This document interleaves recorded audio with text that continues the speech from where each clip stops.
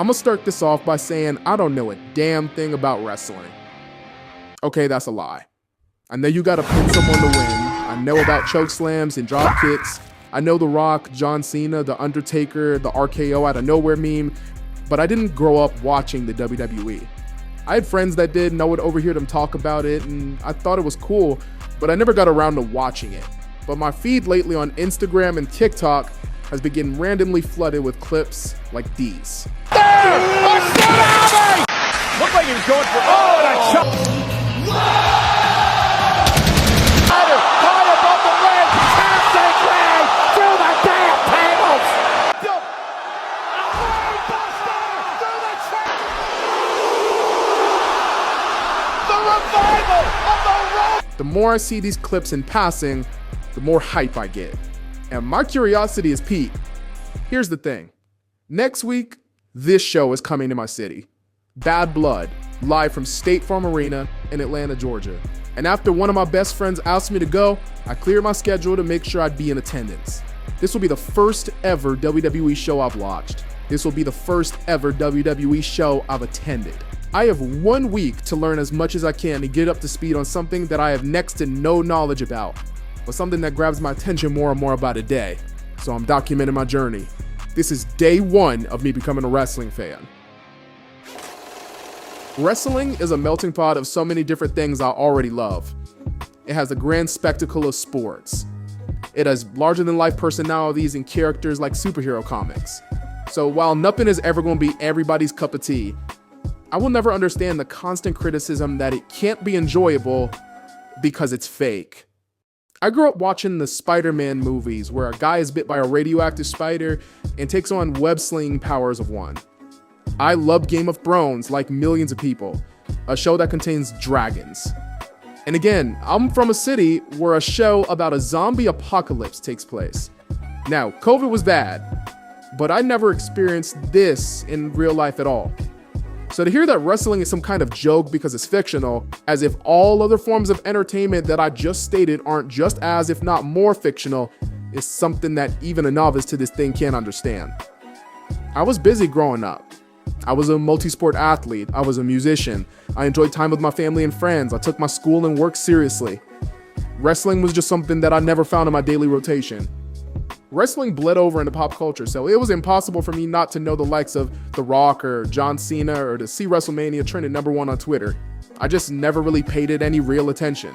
I felt indifferent to it. The WWE, though, is essentially a comic book in real life with never-ending characters and storylines.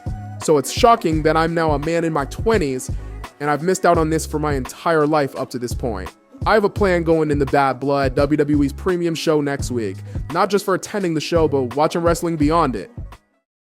First, I'm getting familiar with what matches are going to be on the show. There are currently 4 fights taking place at the time I'm recording this video. Cody Rhodes and Roman Reigns versus Solo Sikoa and Jacob Fatu, CM Punk versus Drew McIntyre, Liv Morgan versus Rhea Ripley, and Finn Balor versus Damian Priest. Here's the thing. I don't know any of these people. So my mission is to watch as much wrestling as possible this week to get up to speed on current storylines so I'm not completely lost at the show. Next, I'm becoming a full student of the game. I'm wearing out Google and YouTube searches to get the full scope of WWE as a level 1 fan. So far in my research, I've uncovered that there's 3 shows in WWE. Monday Night Raw and Friday Night SmackDown, which I knew of loosely, but then there's NXT. This one I don't know of, but we'll find out more in the coming days. I imagine watching all 3 of these shows this week as the final shows before Bad Blood will give me some good recaps and insight. Next, there's a lot of championships in WWE, bruh. Like, I did not know there was this many belts.